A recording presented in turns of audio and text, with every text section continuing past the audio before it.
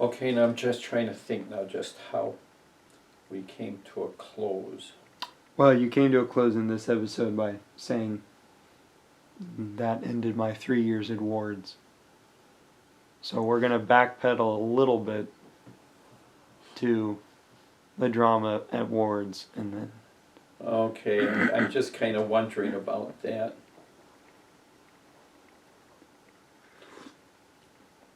Because the drama at Ward's was simply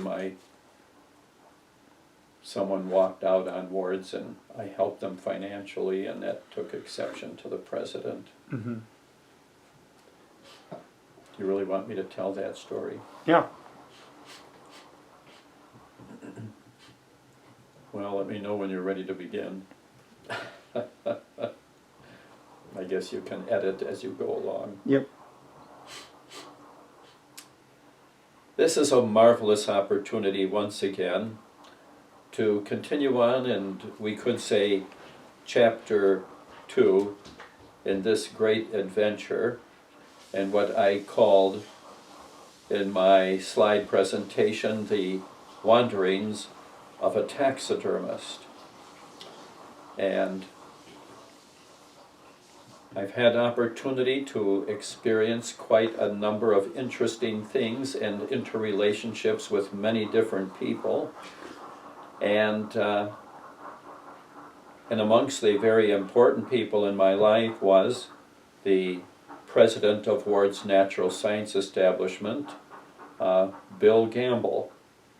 And he was the one that really opened up the door to another part of one of my childhood dreams, where I would hold in my imagination, wouldn't it be great to work at Ward's Natural Science Establishment, where the noted taxidermist, sculptor, naturalist, and inventor Carl Ethan Akeley had his early experiences.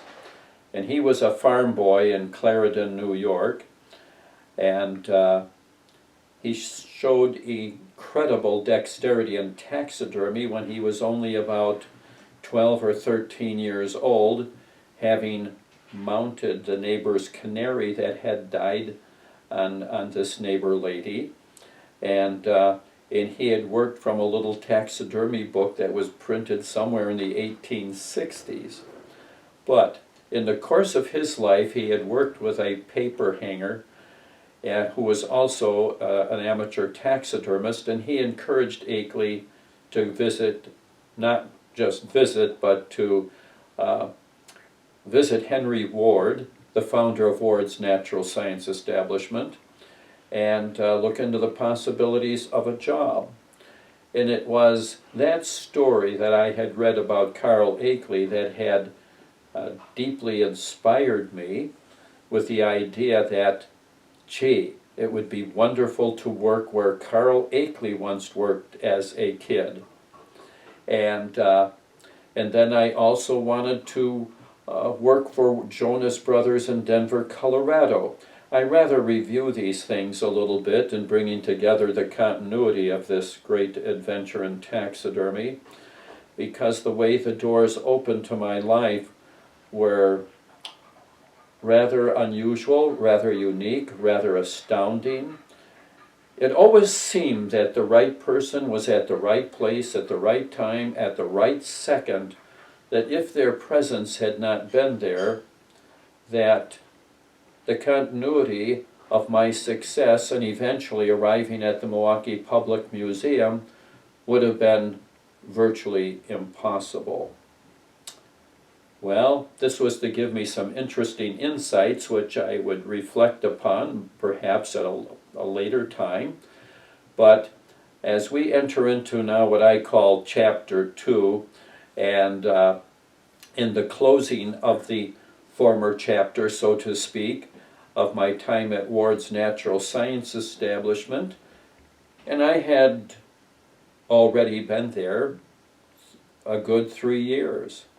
I was only going to be there for 6 months, and but as it turned out, there was so much more to learn from Joseph Santans, whom then was the oldest taxidermist in the world, and the president of wards, who made the opportunity possible, Bill Gamble, extended my time there. He had no problem with it. The company liked my work that I did in the taxidermy department, the osteology department, because taxidermy was no longer one of the departments at wards, even though that's where Joe Santans grew up as a kid. His family had worked at wards, and so Joe Santans, a young man of 15 years old, was learning taxidermy along working with his peers at wards. He went on to eventually work with 4 major museums in the East. But I reflect upon these things again to lead us a little bit onward in this journey, this adventure. But when I left wards, it was the result of an altercation, you could say, with the president of wards. I had deeply disappointed him in that a general manager at wards had resigned from the company. I mean, he more than just resigned, he just simply walked out, totally unexpectedly. He had fled Budapest, Hungary, in the uprising that had taken place many years ago, which of course I can't elaborate on, but he got a job at wards. And he, so to speak, through his experiences at wards and all of its various departments, had become the general manager. And he felt that he had not been treated right, and therefore decided that this was the time to leave wards. And because he was very instrumental as part of my success at wards, I had financially helped him, which was probably remarkable in itself, that I had earned enough money, so to speak, that I was able to assist him in his new endeavor in establishing a company of his own, but in a totally different direction. But he had asked me for a loan of $2,500. Now we're going back to, my gosh, 1963. And I had gone to the bank and to have a cashier check, something like that, made. And I went during my lunch hour and no one was in the bank. And so I had the check made and I had issued it to my friend. His name was Laszlo Zembatai, as I best remember, again from Budapest, Hungary, and I had given him the check. Well, he told me he would pay it back to me within 6 months. However, that did not occur. I'm not, however, going to get into that part at the moment, but when I was then called into the office of the Vice President of Wards, I believe was the next day after I had issued Laszlo the check. And Jack Hoskins was Vice President then, and he told me how bitterly disappointed that Bill Gamble was that I had financially assisted and had given Laszlo Zembatai a check. And Bill was so upset with me, he wanted me to clear out, take all my stuff with me, and he never wanted to see me again. Now, mind you, it was the vice president that I was talking to, representing. He was representing the president in making those statements. So, I was distraught. I went up to the osteology department and got the gang together and explained to them what happened, and of course they were all distraught. And at that time, I was living with a neighbor, and whose name escapes me right at the moment. but they were a young married couple. They had a son, I think, who was a couple years old, and another son that was 3. And they had accommodated me with living accommodations there. They had a room for me, and which was just the equivalent of a block away from Ward, so it made it a convenient relationship. So, but he also happened to be an attorney, and so he knew what happened, and he knew that and he was related to a family that included the president of this bank where I had this check made, where my account was, and a bank who handled the payroll for Ward's. And he told me what to do to handle the situation.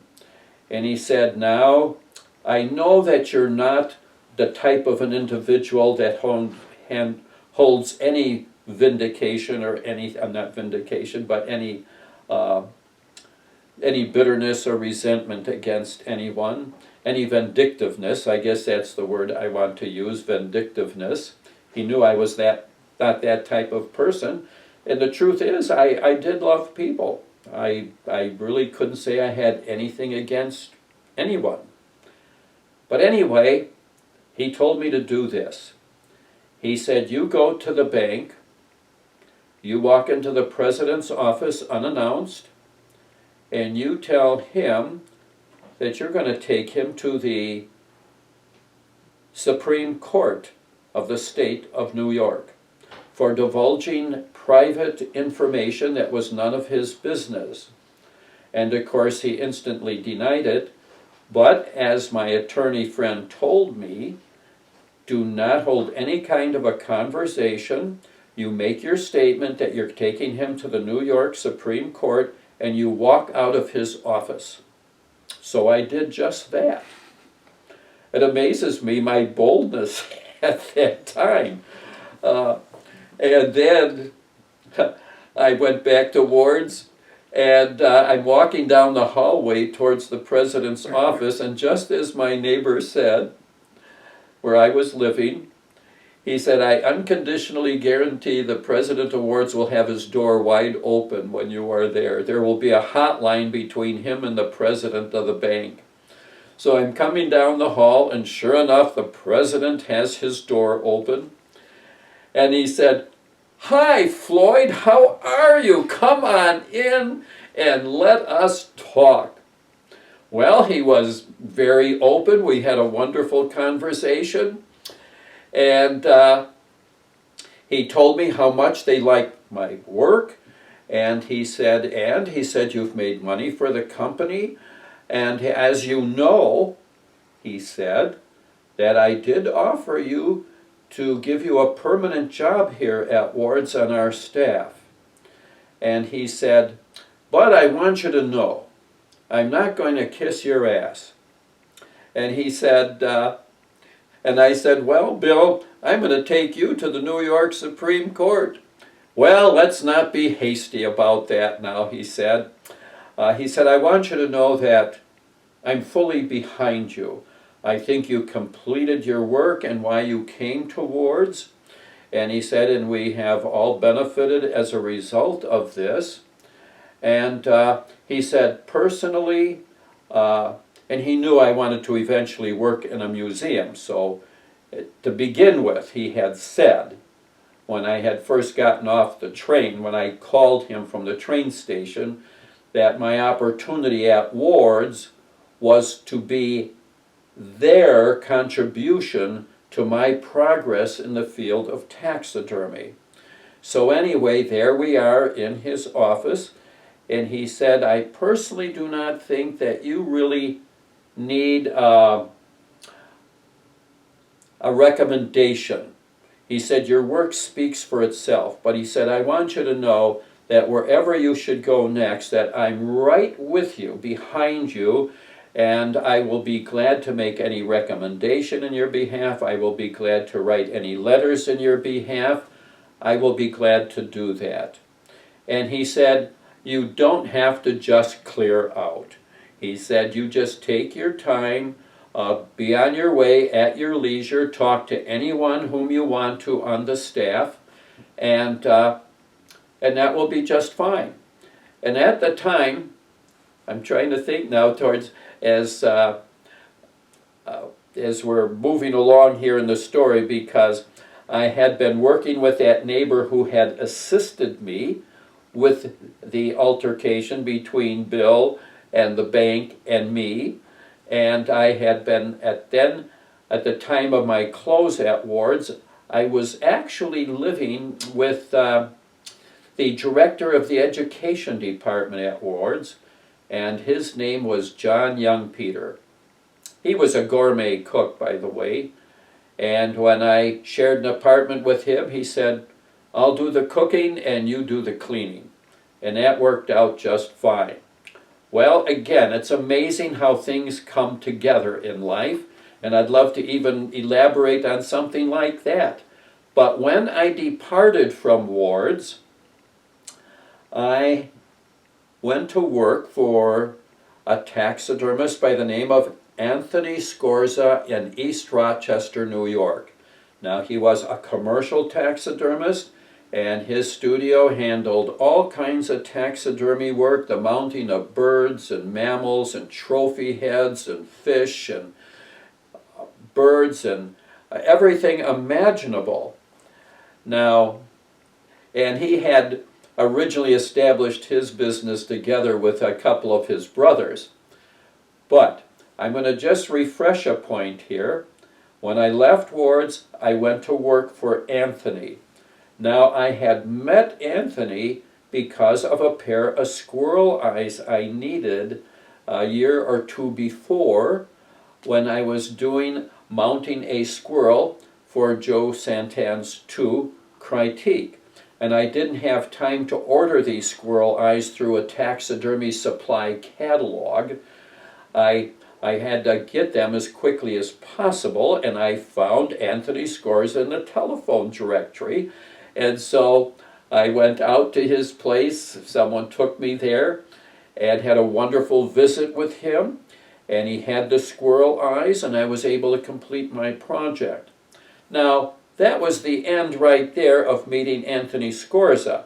I had no idea that he would continue to play an important part in my life, which was part of the continuity on my way to the Milwaukee Public Museum, is that here I was at Ward's. Now I am going to be working for Anthony Scorza.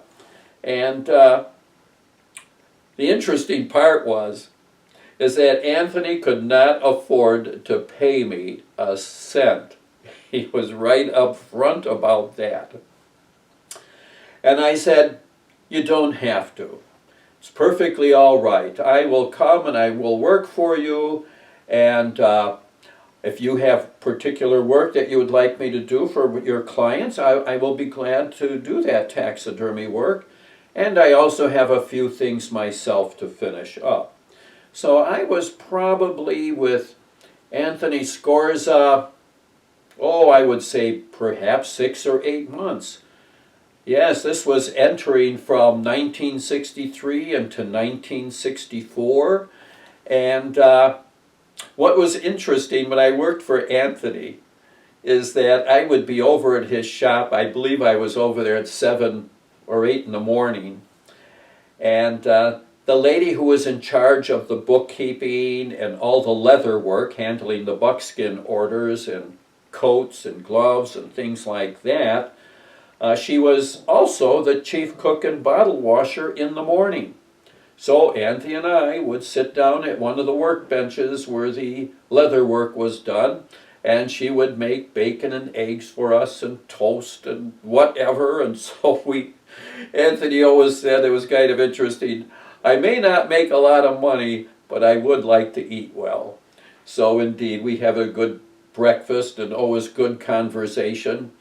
And so that time with Anthony was really great. We not only established a wonderful friendship, I also remember him telling me that when we got to talking of things of a spiritual nature or religious nature, I remember him telling me that years ago he had gone to a a revival, a great convention by Billy Graham, and that he had been one of the thousands that stepped forward to give his life to Christ. That was just an interesting little point in Anthony's life. He was really a marvelous man. He was, when I met him, he was probably 40 years old, and I'm only in my early 20s. And so I remember certain things that I did. I remember a raccoon that I mounted for one of his clients, for instance. And there was a number of other things. But during this time that I was with him, after about 6 or 8 months had gone by, I suddenly realized something stirred me. And I knew that I had to immediately pack all of my stuff up and head to Milwaukee, Wisconsin, because I knew the new museum building was probably finished and they were probably moving into it, and I wanted to be there as quickly as possible to look into the possibility of being a taxidermist at the Milwaukee Public Museum.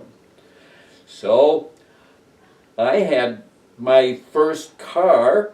It was brand new, amazing. I was able to pay cash for it, $3,000.25, and I bought it on a visit to my home back in Friendship, Wisconsin. And I remember my sister and me went up to Wisconsin Rapids, and we just stopped by this car dealership for the heck of it, and late in the year, and they were clearing out their inventory, and he just happened to have this magnificent Pontiac Catalina 2-door hardtop.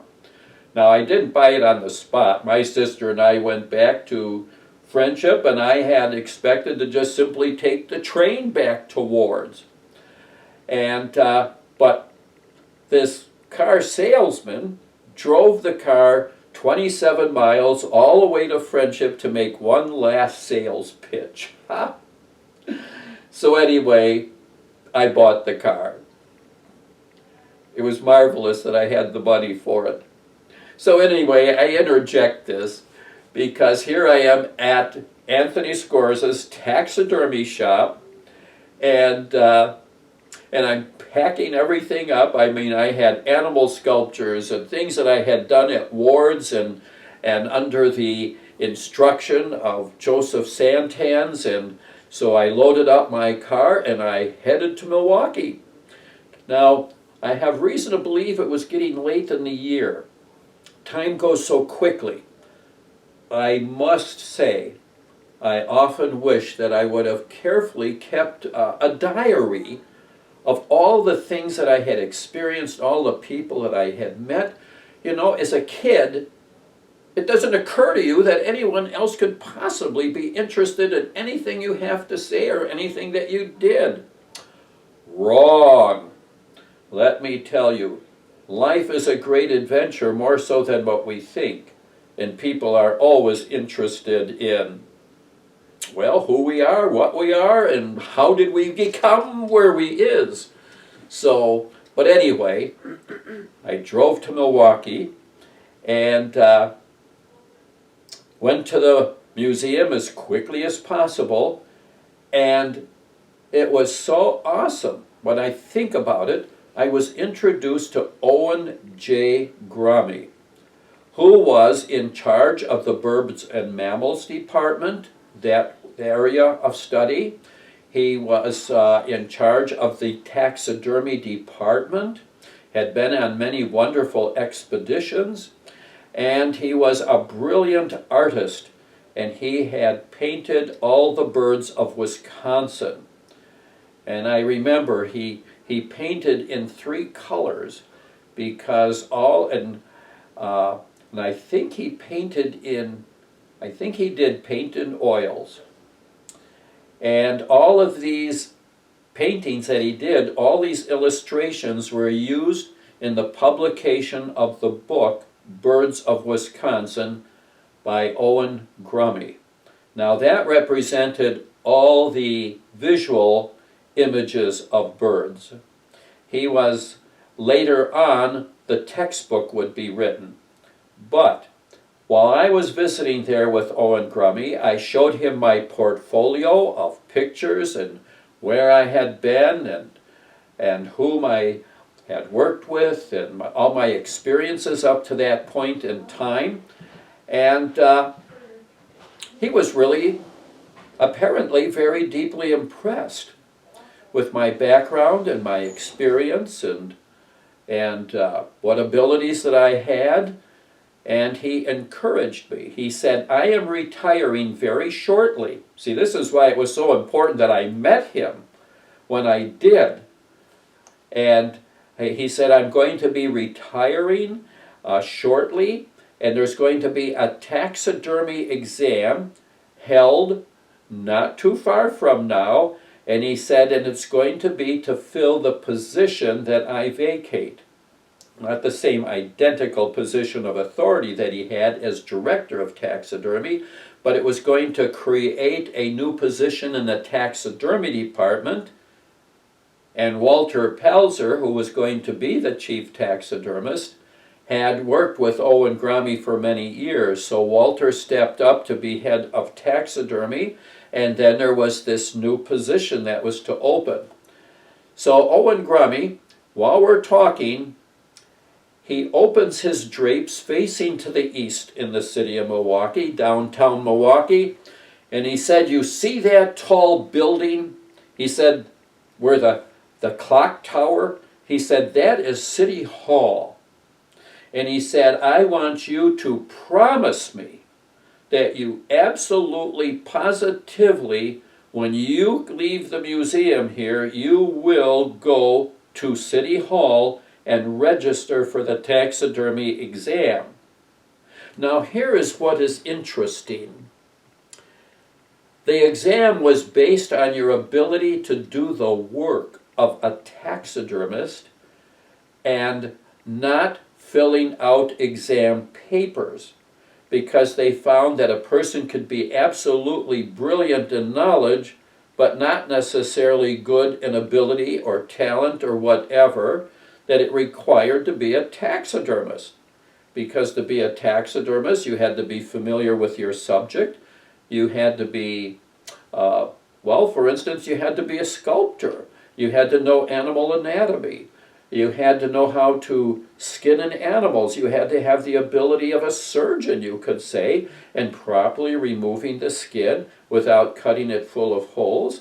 And then you had to know how to go through the process of tanning the skin. Well, it just so happened that I had come to Milwaukee with a carload of animals that I had mounted, and birds and sculpture. And so what I did after my visit with Owen and visiting the rest of the museum staff, I then went up from Milwaukee up to Friendship, Wisconsin, which was 140 miles away, and returned home. And there at home, I went over my animal sculptures. I fine-tuned them, so to speak, went over them and their anatomies. In my sculptures, made of clay, the animals were 1/6 scale. For instance, a white-tailed deer would probably be this high, sculpted in a miniature form. And so I went over my things and did some additional taxidermy work. And then I loaded up my car up in Friendship and drove down to Milwaukee and unloaded everything at City Hall. I think I had to take everything up to the 6th floor. Not positively certain of that, but it was where the Civil Service Commission was, I believe. So anyway, I unloaded my stuff there, and everything was given a number, so that when the judges were brought in to judge the taxidermy work and determine who would fill that position at the museum, I think there was 3 judges. And so since there was only a number on everything, there was no way, and there may have been 15 other individuals who were also competing for that position. And so these three judges, there was no way they could show any favor towards anybody because our names were on none of the exhibits. And as it turned out, I didn't know it, but there was a long delay in the appointment for the position. So while the taxidermy exam was in the fall of the year, probably around November, October, November, I didn't know anything about whether I was going to have the job until the following May. And the reason for this is that there was a gentleman 10 years older than me, I think all of that, and he was very accomplished. He was a German fellow, and he worked for a taxidermy firm up in Spokane, Washington. That was a Jonas Brothers, a branch in Spokane, but he refused the position which he was first offered. I was second, but he was offered it first, but he refused it. He turned it down because he was not going to start at the bottom of the list at the lowest pay that you could get. He wanted to either be paid what he felt he was worth, or he would not come to the museum. So, well, they would not approve it at that time, so Walter Pelzer, who then being the chief taxidermist, gave me a long-distance call up to Friendship, Wisconsin, and he said, "Are you still interested in the job?" Well, that was like offering a kid an ice cream cone. Would you like to have an ice cream cone? Well, anyway, I believe it was May 25th of 1965. And let's see, I would have been 25 years old then, indeed, and I was the successful individual for that position. And of course, but during that time that I was at home, I was busy helping my mom around the yard and take care of things, and we lived in almost a country setting, even though it was right in Friendship. I remember when her friends came over, they would say, "Could you come over to my house? And boy, I have a lot for you to do." But anyway, Mom and I had a wonderful relationship. One of the things I want to say about Mom, and mind you, because when I left home, which was in the spring of 1959, when I went to Jonas Brothers, that's when I had left home, and now I was back at home for a short period of time.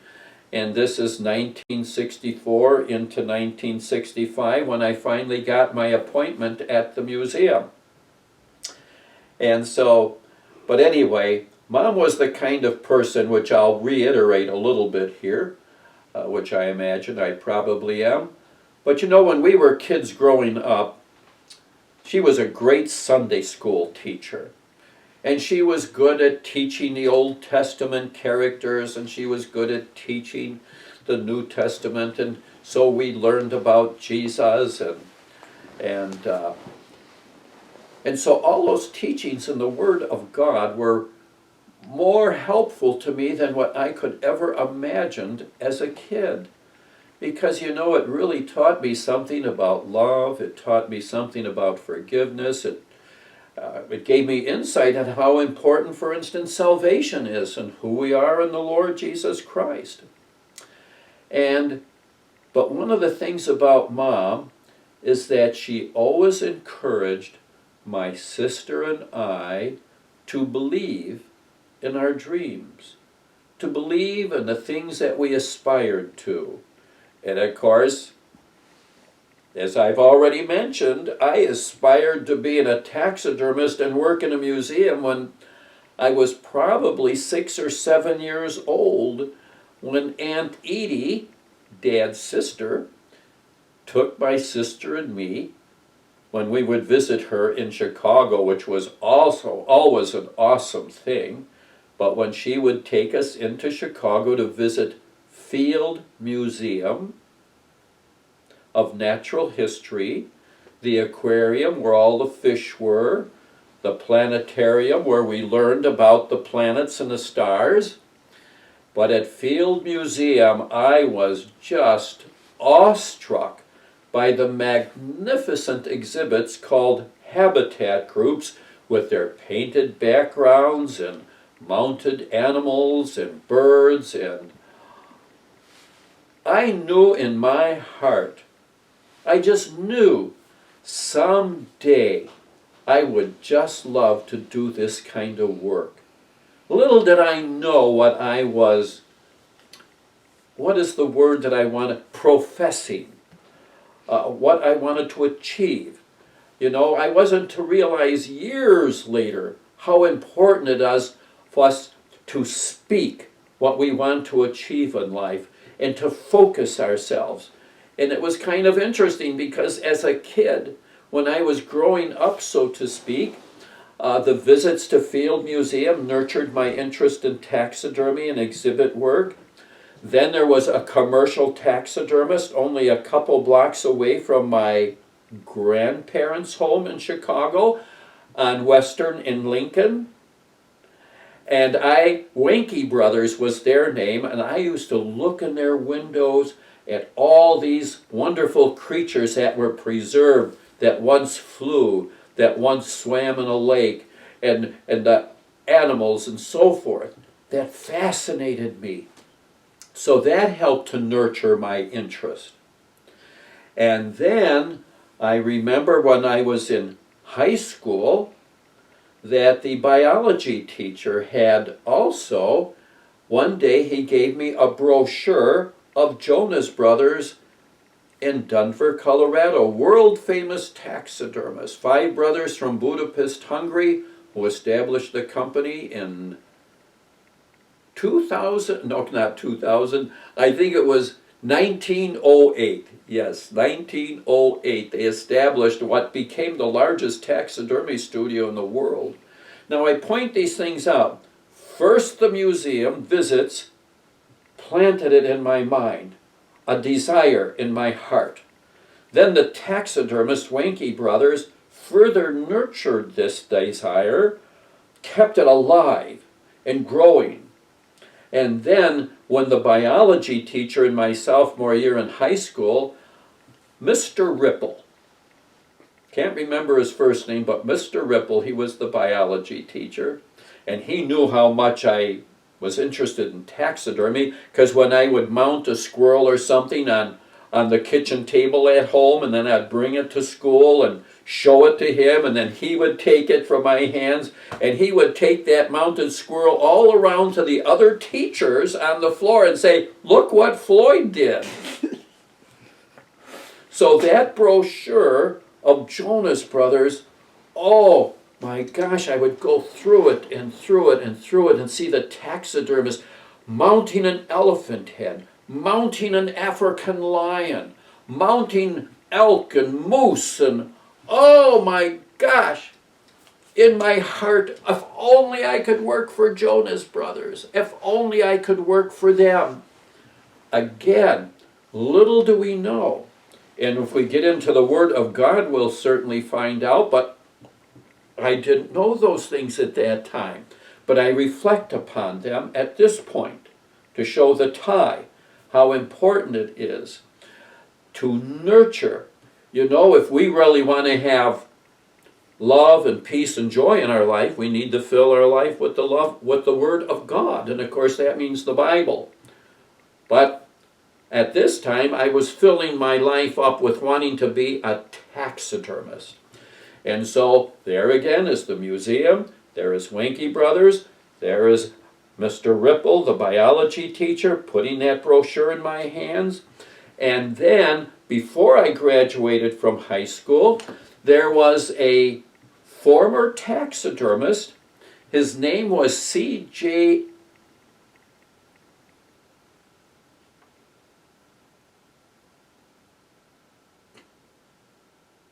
You'll have to edit this part.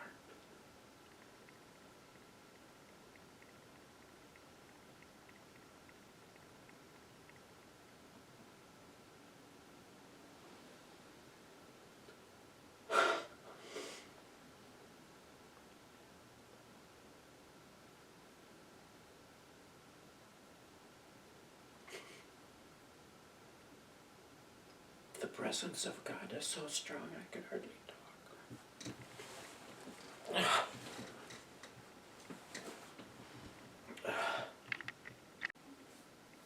And then I learned about C.J. Albrecht, former taxidermist of the Field Museum of Natural History in Chicago. And he came into the picture before we had actually moved from Chicago in 1954 up to Friendship, Wisconsin. And he was speaking at Lane Tech High School. And he was talking about collecting the Kodiak bears up in Alaska for Field Museum. And that exhibit can be seen to this very day. Now this is around it would have been early in the fall of 1954, before we moved from Chicago, that I went up and I talked to him after he gave the lecture with a motion picture film of this expedition to Alaska he was on. And I said, could I possibly visit Field Museum and meet the taxidermist there? And so he gave me the name of Leon, let me see now. Oh, I know, I think I met John Moyer. There's several people that I meet, so I might not have had it in quite the right order, but whatever the case is, when I went to Field Museum, I met the taxidermy staff. And C.J. Albrecht at that time, I believe he was retired. And I remember I had met Leon L. Prey, I had met the Tanners, I had, now unfortunately at this moment all their names don't come to my attention. But visiting those men, I'm trying to think of the one, for instance, that worked with plastics, for instance, and he recreated amphibians and snakes in plastic. I remember the gorilla Bushman, that was a famous gorilla at the Lincoln Park Zoo, and I remember when Aunt Edie would take us to Lincoln Park Zoo, and we would actually see Bushman alive, swinging on a tire, and he was an awesome gorilla. And now, when he died, he was given to Field Museum, but there I am at the taxidermy department, seeing the work of these taxidermists, and it just caused me to have an even greater desire to be in the taxidermy profession. And so, gee whiz,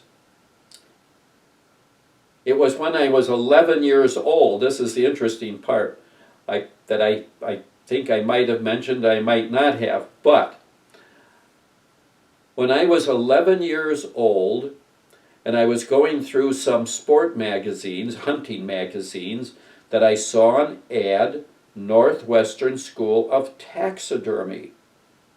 And I sent for their brochure, which was a really nice brochure.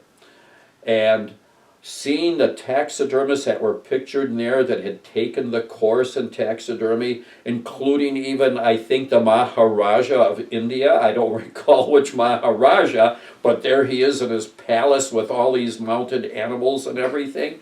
Don't think that didn't stir me up a lot. So, it was getting to be my 11th birthday, and we lived in Chicago at that time on 7622 West Forest Preserve Drive, in the first new house parents ever had, which they had bought in 1950.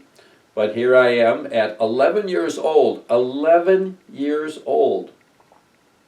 And Uncle John, one of my mother's older brothers, was coming to my birthday party.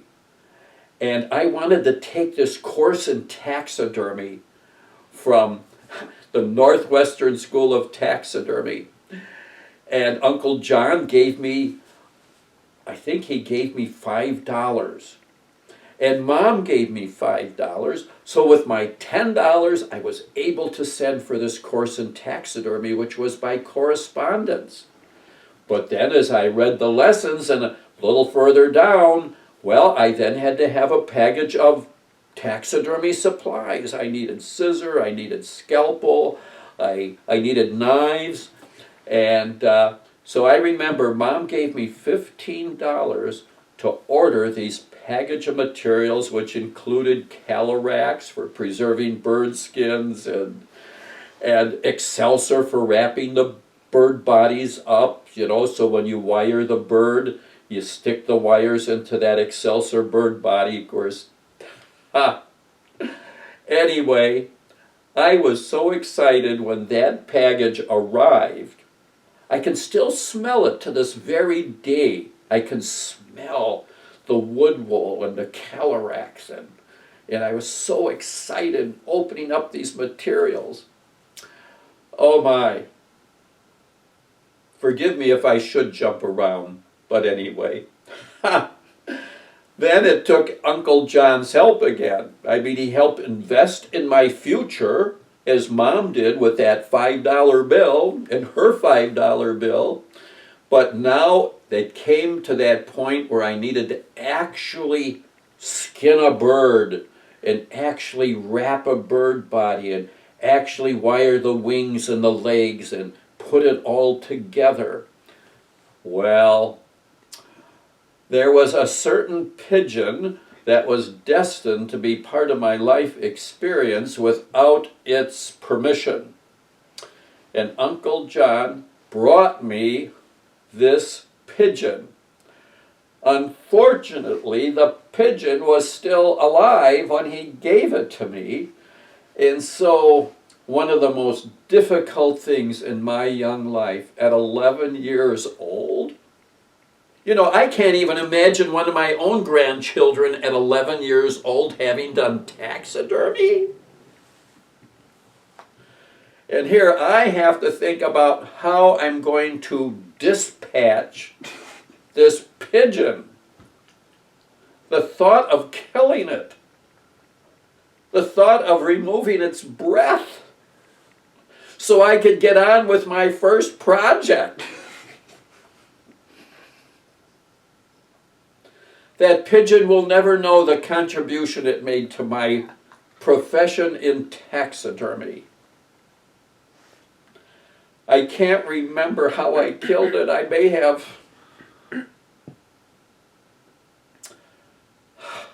choked the life out of it.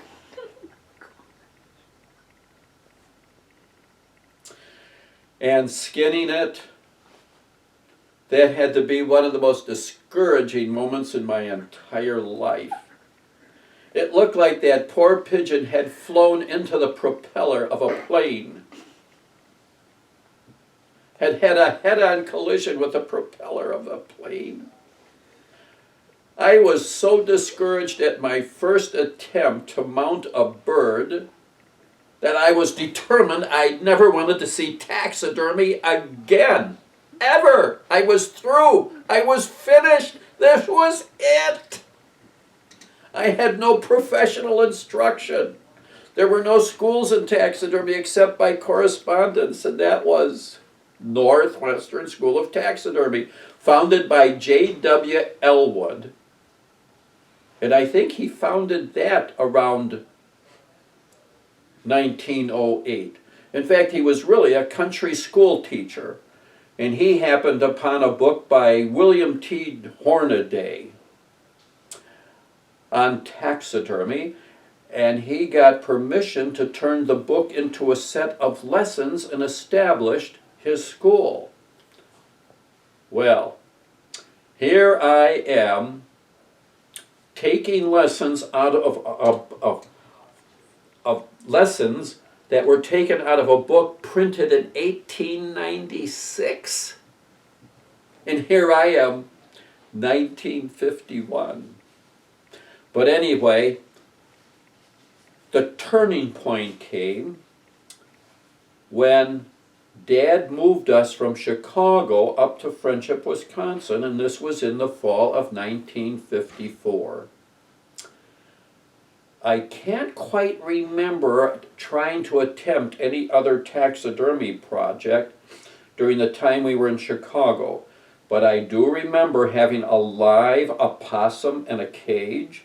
I do remember having turtles in the laundry tub, including a big snapping turtle. I used to feed it chunks of beef. I had caught that turtle out of a farmer's pond way up in northern Wisconsin. There he was in Mom's laundry tubs. But anyway, we moved up to northern Wisconsin into the little town of Friendship, population 5, I think it was 450 population.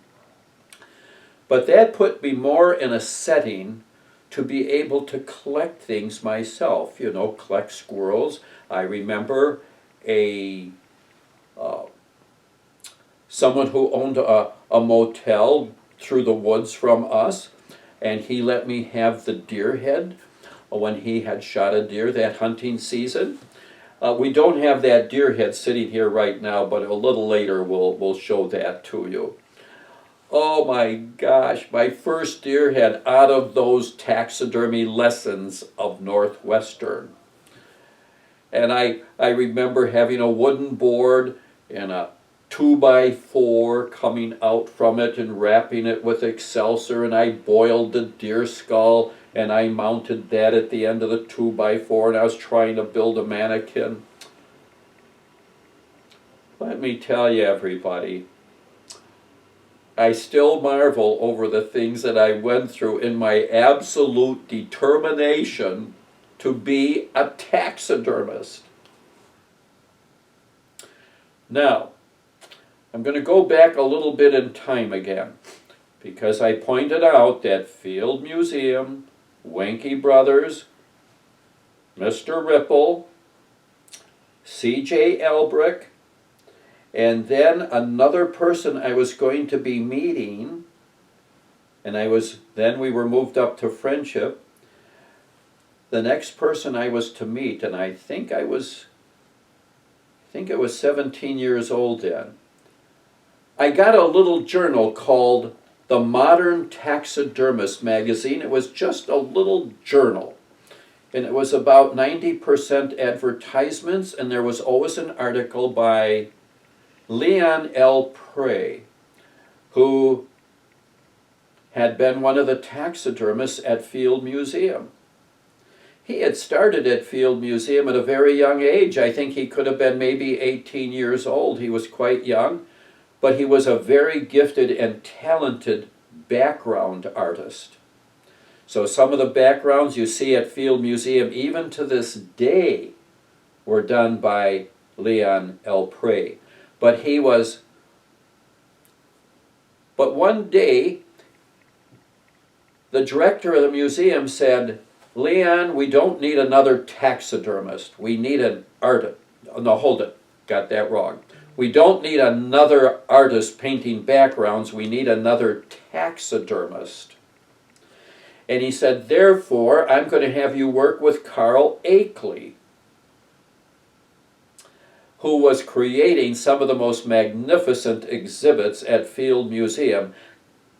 Akeley, again, had revolutionized the field of taxidermy, where you had to be a sculptor and an anatomist and a tanner and a mechanic of things. And so Leon was telling me that he worked with Akeley for several months, 6 months, and he said he was just about to fire me when he liked a squirrel that I mounted. And that began my career in taxidermy at Field Museum. Now, I learned about Leon L. Prey through that journal, and I contacted him down in Aurora, Illinois, where he was living with his daughter and son-in-law. At that time, he was well into his 80s. And they had a special, it's sometimes called a grandparents' room, I guess, at home. And but anyway, I took the train down to Chicago, and then the bus over to visit with Leon L. Prey in Aurora, Illinois. And Uncle John, who then lived in Des Plaines, Illinois, lent me his camera, his 35 millimeter slide camera, and I remember taking pictures. I had his camera to take pictures while I was with Leon L. Prey at his home and met his wife and his daughter and son-in-law, and had a wonderful visit with him, which further encouraged me. And I remember having a little grebe, a little water bird that I had mounted, that I brought with me, and he critiqued it. And anyway, Leon L. Prey continued making a living in the field of taxidermy by doing anatomy studies for taxidermists and fish color sketches. But I point him out in those who inspired me and instilled with me this great, deep, burning determination. Well, I started succeeding in mounting a deer head and mounting squirrels and mounting an opossum and mounting fish, and I took pictures of my work. And of course, it was a long way yet from being professional. And I may have already touched upon that, because in this succession of people in my life, the one who made the important pivotal point was John Moyer of Field Museum. Now, I'll just reiterate this a little bit about him, is because in that succession of people that I met, they were all very important. They all encouraged me.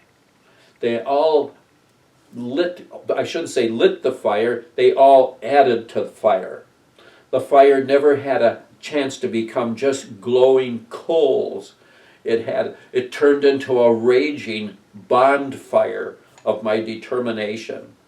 And so I remember, for instance, working on a little opossum on the kitchen table at home. And I started it early in the morning, and I was working on it all through the day, all through the night. It was not unusual in a taxidermy project, the hours that I spent and the determination. And this is where my mom was so awesome. When I look back, there were other mothers who said, I would never let your son get by with doing stuff like this on the kitchen table or putting a dead snake or a turtle in the freezer. I would never allow that. But Mom, she said, as long as you keep your exhibits up in your bedroom and you work in your workshop down in the basement, that's fine. But on this occasion, I was working on the kitchen table. There was other goofy things that I did too. Like when I was still at home trying to learn osteology on my own, preparing a skeleton, and I was a cat skeleton for the biology class in high school. And Mom and Dad were gone for a week, so that I thought it was a good time. This farmer gave me a cat. Again, that cat will never know how much its life meant to me. But, needless to say, I killed the cat with my .22, which is a story in itself. My Aunt Edie had bought me that .22 when I was, can you believe, 8 years old? A .22, a Winchester single-shot .22. And Uncle John came out to Bensonville to teach me. He spent a whole day teaching me how to handle that .22 safely.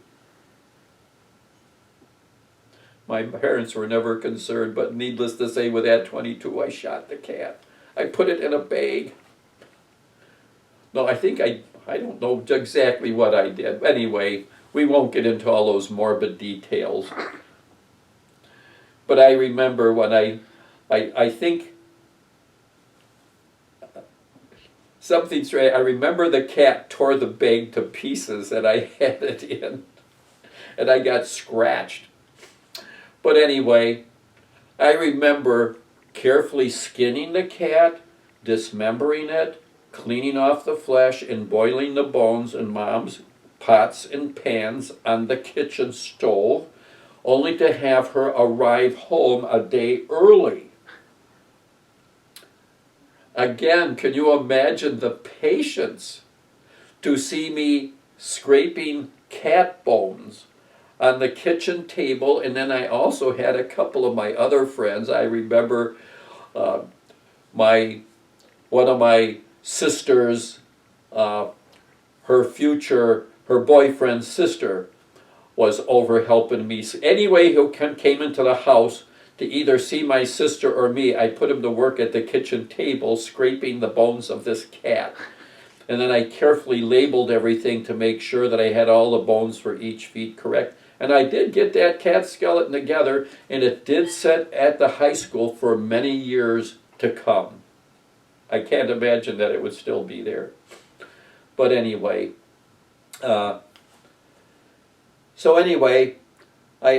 just bring all these things to your attention. I remember boiling a big cow skull on the driveway. This farmer lent me his big iron kettle, and he had butchered this big bull, and he gave me the head, and I remember skinning it out and all that stuff.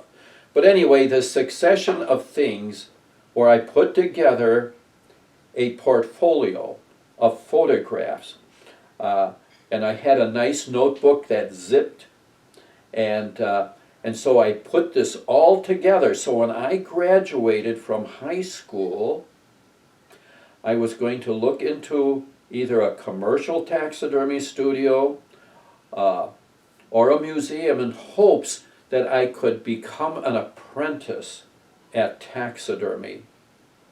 And so here I am sitting at home, getting my materials ready, my notebook, and Mom was working. She was assistant director of the Department of Social Services, and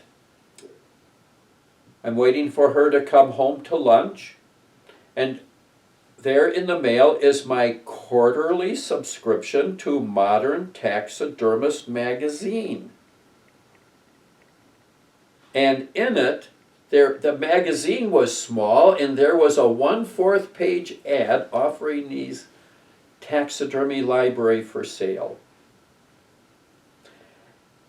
And it was for sale by John Moyer, head of the Motion Picture Division at Field Museum. He had started at Field Museum in 1936. He had worked for the old Aardvark studio in Chicago and became a bird taxidermist at Field Museum. But in later years, he stepped into the Motion Picture Division, did documentary pictures of wildlife, and he traveled for the Audubon Society. So at the time that I met him was a result of that ad in Modern Taxidermist magazine, and I had this beautiful deer head that I had mounted, a fork-horned deer, that I had mounted for a customer, and I carefully boxed it up, and John Moyer said he would reserve the library for me to come into Chicago. He had his library advertised in that magazine of old taxidermy books, and I wanted them so bad I could taste them. And so when I went to Chicago, I bought his library of taxidermy books for $250. That's all the money I had, amazing as it was. Between what I saved and what Mom and Dad had given me, I had no idea what I would spend on that library, but it just happened to be exactly the money that I had. And so after I bought his library, he said, "Let's see your taxidermy." And then I showed him the deer head. Now I'm showing you the succession of people here, each one who had an important role to play in order for me to continue on with my interest in being a taxidermist, because it was John Moyer who then opened the door to Jonah's. And that door was opened by instilling me by the brochure that Mr. Ripple had shared with me. So how that connection was made from that brochure to the ad in the Modern Taxidermist magazine for the taxidermy books to meeting John Moyer to then meeting Coleman Jonas in Denver. So anyway, now as I reflect on kind of what I have shared with you this morning, I think I pretty much have touched all of it. I think one of the things I want to point out that I was to learn is that I was... Well, you haven't really talked about you kind of stopped at interviewing or being handed the position second at the museum. Oh, yes. You didn't talk about the draft and all of that. Oh, okay. I can do that next. Yeah. Okay, let me blow my nose. Get another drink of water. Yeah, okay. One of the incredible episodes that I went through in order to maintain my appointment at the Milwaukee Public Museum after Walter Pelzer had officially hired me in May 25th of 1965 is that I still had one great hurdle that I had to get through in order to maintain this new appointment with the museum, because I was on a 6-month probationary period. And that meant during that first 6 months as an employee of the city of Milwaukee, when the museum was with the city, that they could let me go, fire me at any time during that 6 months, and I could not have any other avenue to survive. So that left me in a dilemma. I did not inform the museum or the city that I had my draft ahead of me, and at a time when I could have been drafted into the Vietnam conflict. And what I needed was a occupational deferment in order to become established, because once I made it through the 6 months, I would then be a bona fide permanent employee of the city of Milwaukee. And all I could think of to do was to go to my hometown high school where I had graduated from and talk to a certain teacher there. Her name was Frida Siebold. And I asked her, I said, I need an occupational deferment, and I'm not certain how to go about this, but hopefully that with letters from you or by teachers that maybe the local draft board would give me that occupational deferment. Well, there was someone on the draft board in Friendship, Wisconsin, where I was registered, where there was 2 men that were required every month into the draft. And because there were always plenty of men each month, always that 2 individuals that were registering, it gave me the time that I needed for the time I spent with Jonas in Denver, with Ward's Natural Science Establishment in Rochester, New York, until finally I was at the door of the museum and in this probationary period.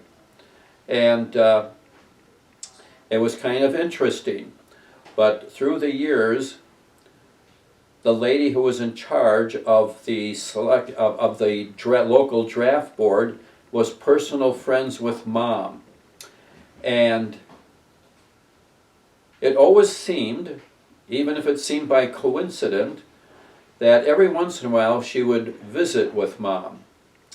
And then before she would leave, this never failed to happen, she would say, oh yes, it's very important that Floyd report to us, that we receive a letter from him, and where he's at some given moment in time, or some important information they had to have. And so Mom could always report to me, because they never reported to me directly, but that I had to have that information to them. But now, someone on the draft board was very, very determined to get me into the draft. That was, it seemed like their life ambition was to get Floyd Easterman into the Army. Whether it was through pettiness or jealousy or whatever else, no idea. I did not object to serving my country, because the truth of the matter is that when I was in high school, when I was near graduation, I actually had a recruiter from the United States Marines come down from Wisconsin Rapids to show me what my potential career was in the Marines. If that isn't incredible. So anyway, the way things happen in life. Well, I went to see Frida Siebold at the high school, and she said, "Floyd, I'm sorry, we cannot do a thing for you. Nothing."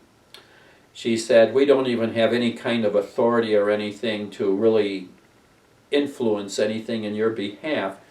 But," she said, "at the edge of town, there is the chairman of the Wisconsin Republican Party. And I think if anyone could help you, he could."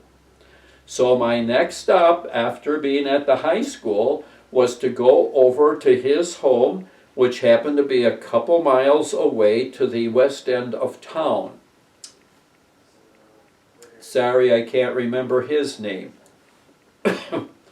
But when I sat down with him and explained my dilemma of having to have an occupational deferment, can you imagine how my heart sank when he said, "Floyd, I haven't got any time for you whatsoever. I am extremely busy." And of course, why wouldn't he be? I mean, he is the chairman of the Republican Party of Wisconsin. He had a lot of other things to take care of. But no sooner did he say that, when then he said, "But." Important word there, but. I happen to be personal friends with the Secretary of Defense, McNamara, and I happen to be personal friends with the governor of the state of Wisconsin. And he said, "Here's what I'm going to have you do." He said, "I want you to go home, and I want you to write a letter as if it were me writing it. You write this letter, and you bring it to me, and I will sign it as written in my name." And then he said, "You send a copy of that letter to McNamara, Secretary of Defense, and to the governor of Wisconsin." So I did that. And oh my, did I struggle on my old rickety typewriter, clickety-clack typewriter. And I rewrote that letter and rewrote it, because again, I'm writing a letter in my behalf, written by the chairman of the Republican Party of Wisconsin. And finally, I read it to Mom, and she read it, and it seemed to have all the right elements in it. So I brought it over to him, and he signed it, and I mailed it off. The astonishment was that within 1 week, I had a reply from the Secretary of Defense, McNamara. I had a reply from the governor. They both had contacted, I think it was, I don't know if it's called Colonel Courtney or what, I can't remember that part anymore. I think it was Courtney. He was head of the state selective service system in Wisconsin. And he said, "Yes, I am most familiar with Mr. Easterman's case." Well, he went along with them. He honored what McNamara, his coming in my defense, and the governor's coming in my defense, and they gave me the 6-month deferment, occupational deferment, to be with the Milwaukee Public Museum. But he made it very firm, they were very stern, that after my occupational deferment, I would be drafted into the Army. And like I have said, I had no objection to serving my country. My objection was just that I wasn't able to make sure my job at the museum was established. So that's why I had to go through all of this. Now, I was with the museum a full 3 months. My occupational deferment, my probationary period had not ended yet. And I get a letter from the State Selective Service System saying, "We are very sorry, but you are now too old for the draft." What can you possibly say? Of course I was delighted and elated, because I was at the museum during a very important period of time in my career. I call it the golden years of the Milwaukee Public Museum, because I had entered into a new museum that had been established, I believe, back in 1883. And originally it had its founding on the upper story of the old public library, built I think around 1896, and I had visited there when I was still in high school, the old museum, and I remember riding an escalator up to the 2nd floor, and there was this huge mounted African elephant standing at the very top of the escalator. And I can remember walking the old halls and with its creaky floorboards, but magnificent exhibits. And so anyway, but I started at the museum. The new building is finished.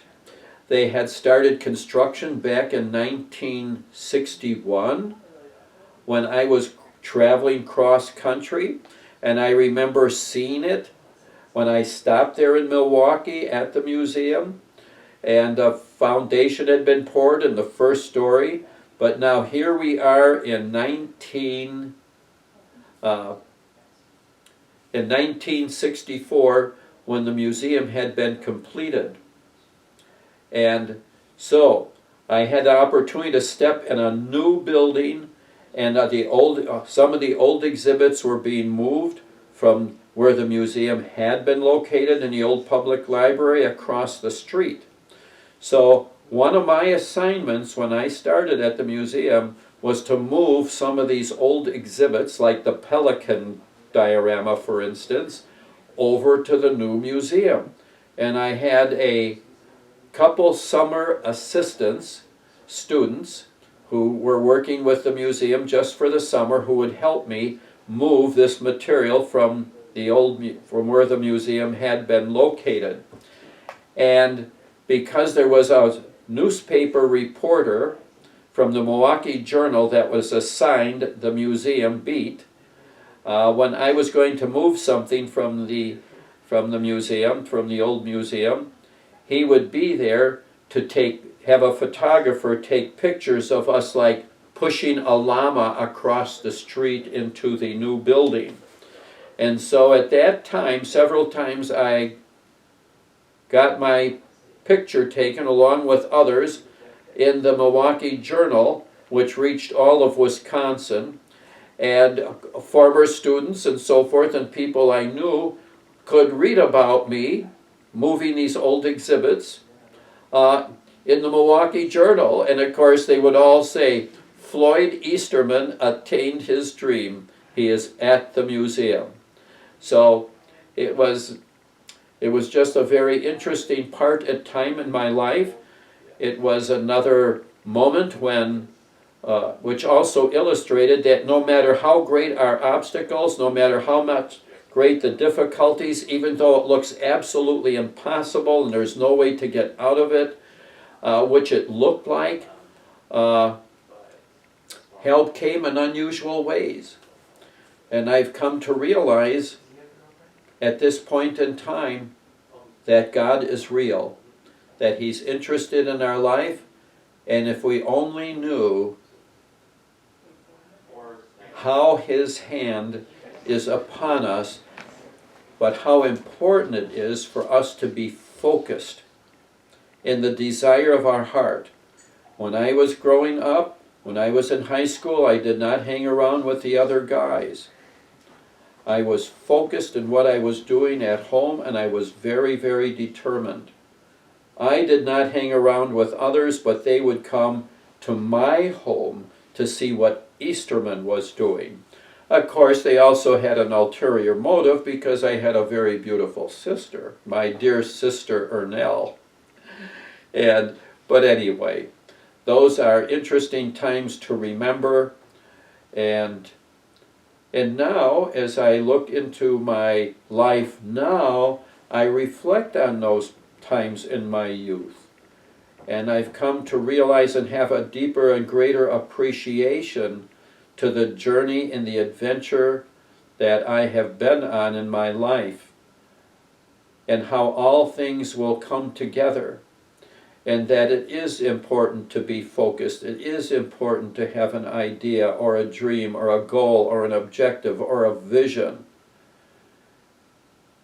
When you know what that vision is deep in your heart, just believe you can achieve it. Nothing happens by chance. Nothing is by coincidence. It all has rhyme, reason, and purpose, and doors will always open for us. I remember when, during my years at the museum, oh, by the way, I also forgot when I started at the museum, it was a brand new building. The streets of old Milwaukee had already been completed, showing how Milwaukee looked around the turn of the century, back I think in the 1890s. And there were a couple other exhibits that had already been completed. But during the years that I was there were exhibits that we tore out and new exhibits that we put in. And so this very day, you can see projects that I had worked on when I first came to the museum. And it's rather interesting when you have retired, you're no longer with the institution, and that there you see kind of a history of things that you have been part of in the early part of your life. And those are all things that, of course, I'm grateful of. Oh, what I wanted to mention, during the years at the museum, and I was there for a little over 39 years, there was a former botanist that had been with the museum that went to work for the Wisconsin State University in Stevens Point, Wisconsin. And he had touched in with me, and each year for 25 years he would bring a class of students to the museum with the idea of me giving them a tour through the museum and taking them behind the scenes where we were creating all the exhibits. And so I did that for 25 years. And after I was done taking them through the halls and through the taxidermy department and through the exhibits department where there were model makers and background artists and so forth, I would say now, unless I share with you additional information besides just your tour through the museum, and I would relate to them, as I have shared with all of you here, that to believe in their dream, to believe in their goals, to help them to aspire to their objective. Because these were all students who, in the course of attending their various subjects that they were into, were all aspiring to do something in their life, but that whatever they aspired to, they could accomplish it. And so that kind of rather completes. I was at the museum again for 39 years, and a very important period of time. It was at the museum's what I call again the golden years. The museum again was founded in 1883, and there was wonderful things that took place during those years, and culminating to the day when the city of Milwaukee would have a brand new museum, and that I was able to be part of it.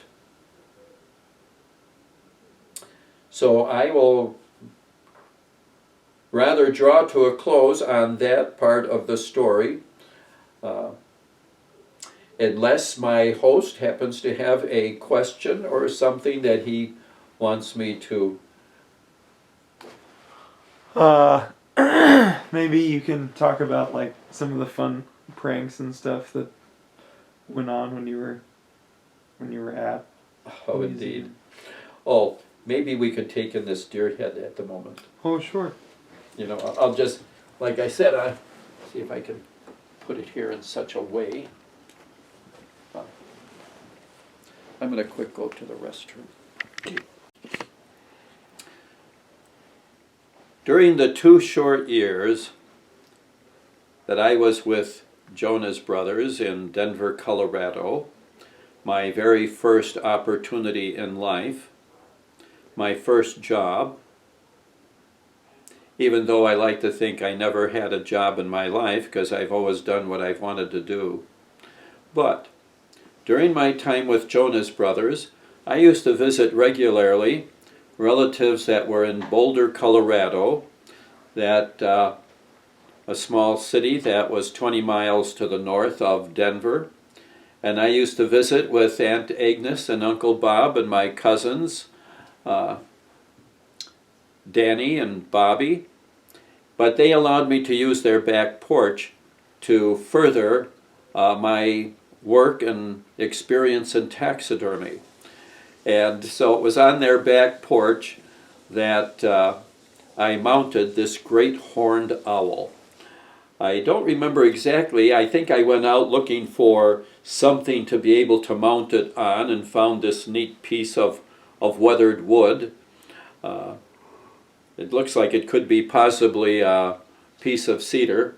But anyway, this was one of my early projects in mounting birds, this great horned owl. And this I did probably around 1960. And how'd you get the owl? I think I found the owl dead along the road. Wow. And consequently, it never occurred to me, for instance, whether it was legal or not. I mean, today it's definitely not legal to mount have any of these things unless you have special permission, as I did. I mean, I didn't have special permission. It didn't even occur to me.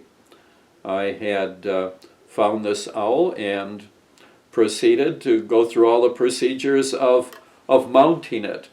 It's still, of course, a long way from perfection, but where I was in my studies, in my experience, I was, again, continued to be very, very persistent. There were several things that I did at that period of time on their back porch. So anyway, now maybe I should have ended that a little differently. Unless you want to get a real close up, you know, just the owl.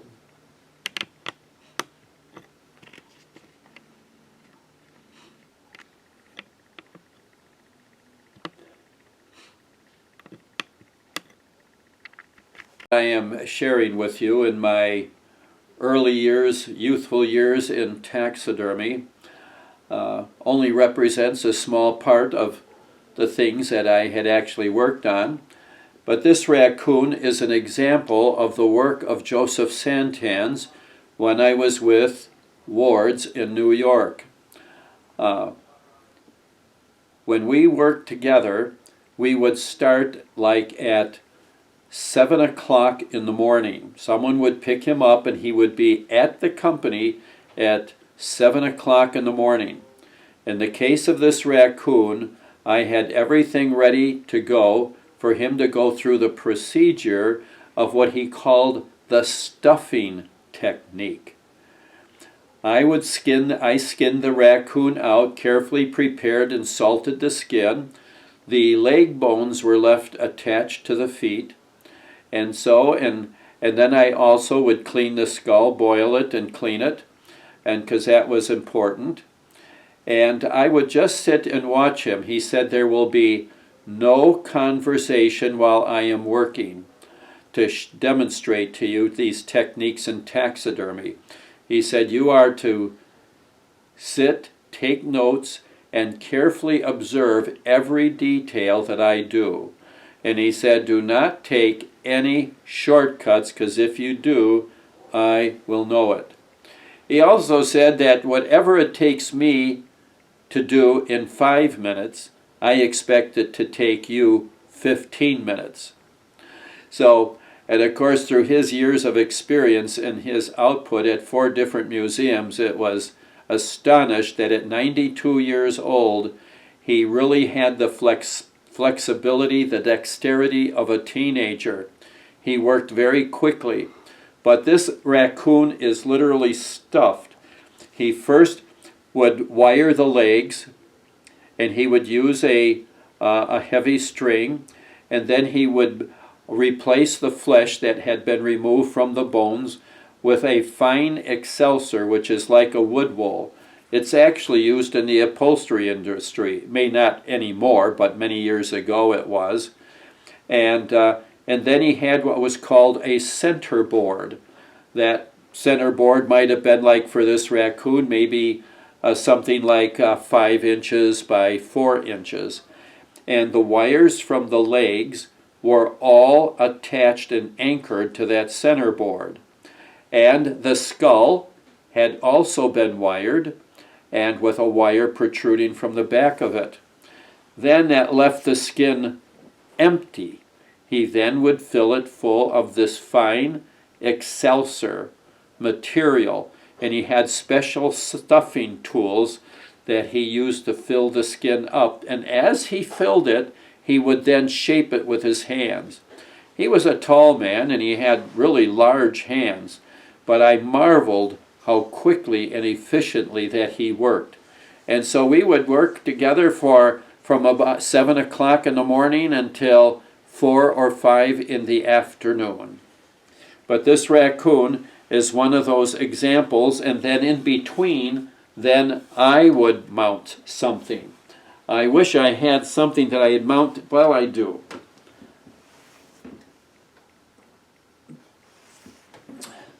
Let me see, where's that other, oh, here we go.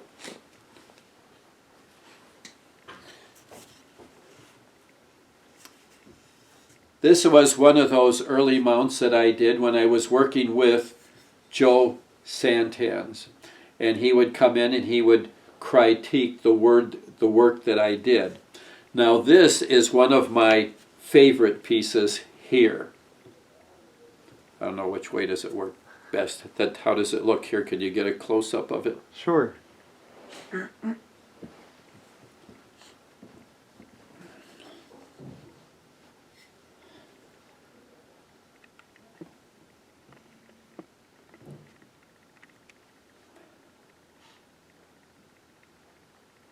that look good? Mm-hmm. Okay. These red squirrels are examples of the taxidermy work that I did during my time with Joseph Santans. This one here is one of my favorite pieces, and this little red squirrel barking out on a tree limb, something you see squirrels do every once in a while when they're chastising each other, or one or the other is invading the other's territory. But anyway, this is one of those early pieces that contributed to my experience with him.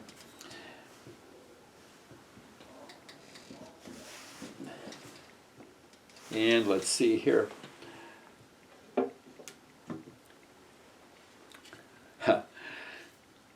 Now, this particular squirrel is something that I did when I was the very first squirrel that I had ever mounted. It was enjoying life in our neighborhood until this young taxidermist came along and needed him to partake in my experience. But anyway, I collected it with my 22. But I was 15 years old when I did this, and following along with Northwestern School of Taxidermy lessons. And so I wrapped a body out of excelsior and string, and of course when I had skinned the squirrel out, the leg bones were all left attached to the feet, so I had to carefully wrap those and wire them, and then I anchored those wires into an excelsior body. And again, one of these, I think I worked on it all day long and all through the night until finally I had it all together. And then, of course, I got a piece of the bark of a tree to mount it on. I also had some autumn leaves around the base of it as give it that final artistic touch.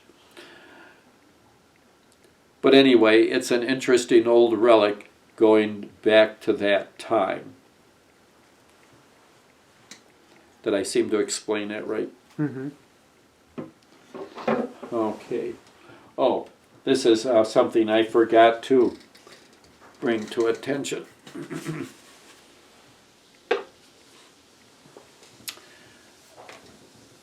During the time, excuse me, on one of my visits with Leon L. Prey, which I believe was in the summer of I think it was in the summer of 1961. But anyway, Leon L. Prey, as I mentioned, was one of the old-timers of Field Museum. When he had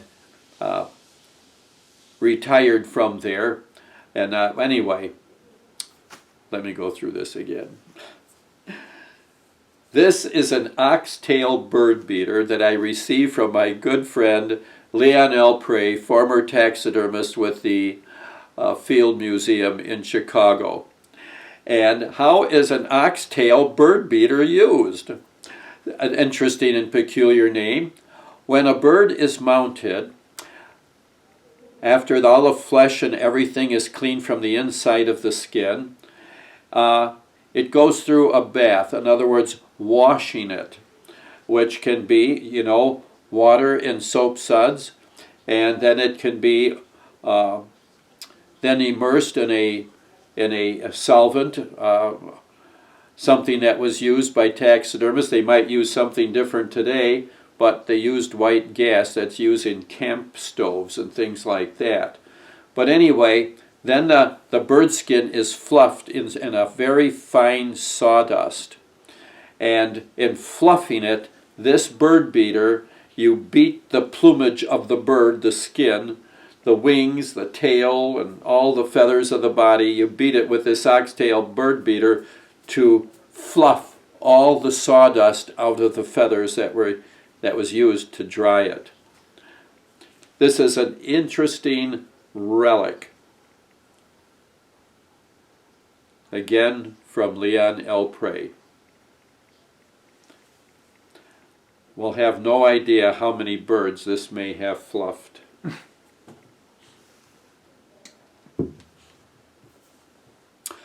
Oh, now,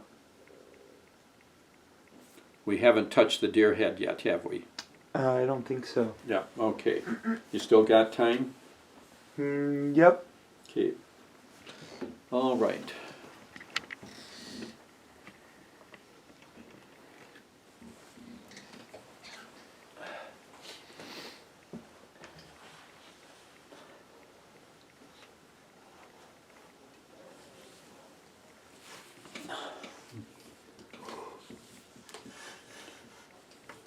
Now, maybe that raccoon clutters the background. It doesn't. We can't see it. Okay, you're just showing what, the top of this? Mm-hmm. Okay. You might want to take in a full view too. But anyway. going again back to my childhood and my early experiences in taxidermy when we moved from Chicago up to Friendship. Even though we lived in town, we lived in rather a wooded area. In fact, the family had 40 acres of land right in town. But on the 5-acre parcel that we were on, there was a gentleman through the woods, about a block away, that owned a motel, and he went deer hunting every year and harvested this white-tailed deer. And he was kind enough to let me have it, even though it had a nice set of antlers to keep. He allowed me to take it and to practice with it. Now this was a real struggle. This was the first time I even attempted mounting a trophy head and following carefully the lessons of Northwestern. Anyway, skinning that thing out, I was surprisingly rather efficient at the skinning process. And of course you had to be careful when it came to skinning out the nose, skinning out around the eyes, that you didn't cut through the skin. And then of course it also required turning the ears inside out and removing the cartilage. Anyway, this deer head was really an awesome challenge to me, and I worked on it. I had to first mount a 2x4 on the backboard that is here, and then on the end of the 2x4 I then mounted the skull, which I had boiled over an old wood range that we had in the basement, and then I wrapped the neck with Excelsior, and then I covered it with potter's clay. I mean, this was a really old ancient technique and very early taxidermy that actually went back to the 1800s. But here I am working with lessons from a book that had been put together with lessons in taxidermy written in a book back in 1896 by William T. Hornaday. But anyway, and then these are, boy, I was so pleased. I got the finest deer eyes that you could possibly obtain at that time just for this mount. These were called European blue glint glass eyes. And then I had, in the process of fitting these eyes into place, I had to drop this one and broke it in half, and that grieved my spirit, and then I glued it back together again. You can still see the crack to this day. But anyway, this is something to kind of enjoy and laugh about, even though at the moment I was working on it down in the basement. One of these old wooden posts, our house was probably 100 years old, and an old wooden post in the basement, I had this thing hanging and struggling all day and all night trying to make something out of it. So, but anyway, again, what I marvel over is that no matter how difficult the struggle was, I was determined that I was going to succeed in the field of taxidermy. So that's it with this old deer head. Hopefully someone in the family will treasure it. Of one of Grandpa's old relics. Maybe the last thing is to talk about this. All right. Okay. It's going to have to be put in one of your guys' hands. Okay.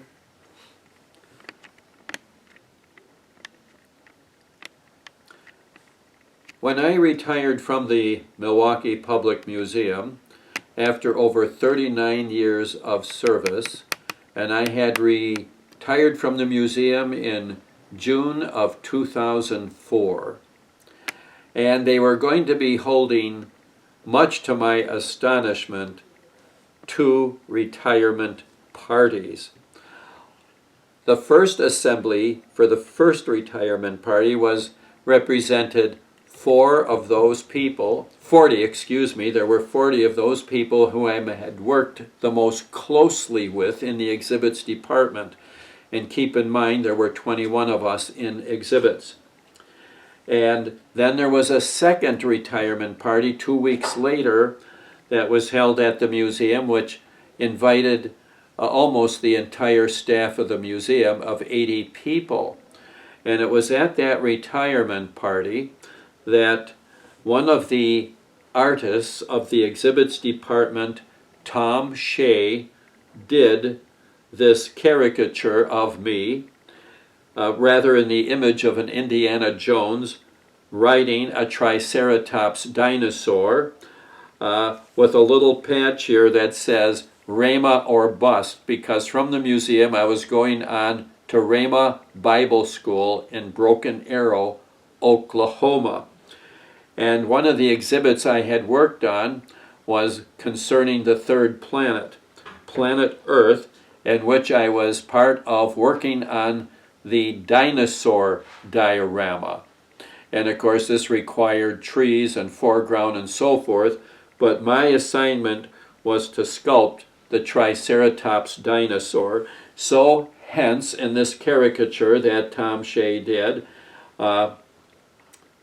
here I am riding a dinosaur.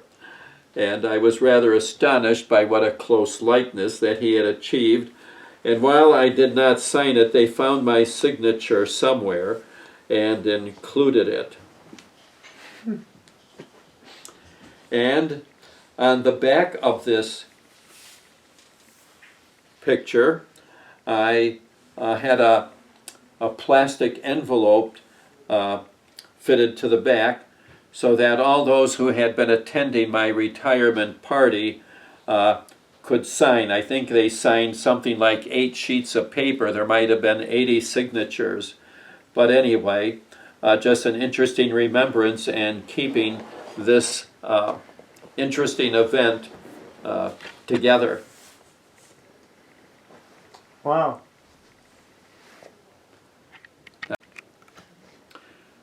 Going back quite a few years ago, in fact, I believe that I'm taking you back at least to 1983, at which time I was called upon by the World Taxidermy Association to do a sculpture, a likeness of Carl Ethan Akeley, to produce a medallion that would be issued as an award. And this medallion was produced both in a nickel appearance, in nickel, and in bronze and gold plated. And it is regarded even up to this day as one of the highest awards that a taxidermist can receive in some category of taxidermy.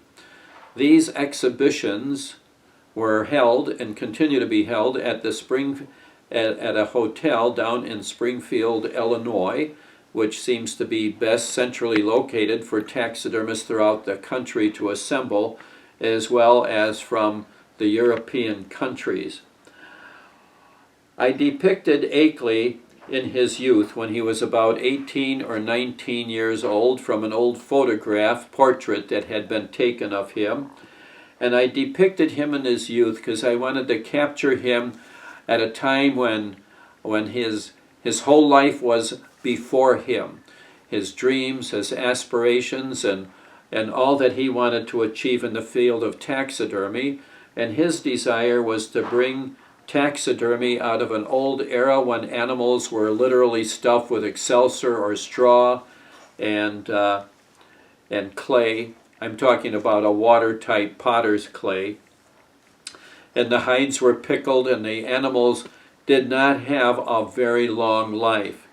But he took it into an era when you had to be skilled as an anatomist, a sculptor. You had to be even an osteologist to set up the skeleton of the animal as an armature. You had to know how to not only skin the animal skillfully, but also to tan it.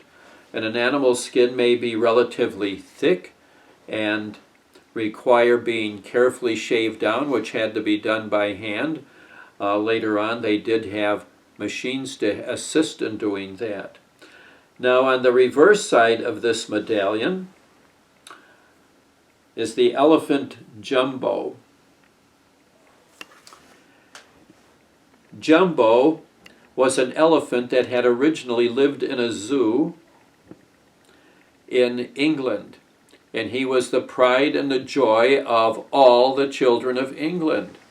And then P.T. Barnum, of World Circus fame, managed to buy that elephant, Jumbo, from the zoo in England because it had become temperamental and maybe dangerous, only to learn later that it was getting a new set of molars and was in pain. But the elephant traveled with the circus here in the United States for many years, for a number of years, and then one day in a railroad yard where the circus was unloading, an unscheduled freight train came through, and Jumbo the elephant, in protecting a smaller elephant, took the freight train head on, and of course he was killed right on the spot. Well, with the death of the elephant, P.T. Barnum had arranged previously that anything that might have happened to the elephant, that the elephant would be preserved by wards, and Carl Akeley was put in charge of the project. Therefore, I have used a likeness of the elephant as it appeared after he mounted it, because it represents the magnitude of our dreams and our goals in life. And to me, the elephant Jumbo just simply represented what Akeley aspired to, and that he was willing to take on any project regardless of the challenge or the size of it. So today, again, this medallion is one of those sought-after awards to receive for whatever category you might be in. Like you might enjoy doing fish, or you might enjoy doing trophy heads or birds or large game or whatever. Each category was separate for taxidermists to participate in, and then this medallion was issued for first place, second, and third. Wow. As a tribute and a memorial to Carl Akeley. All right.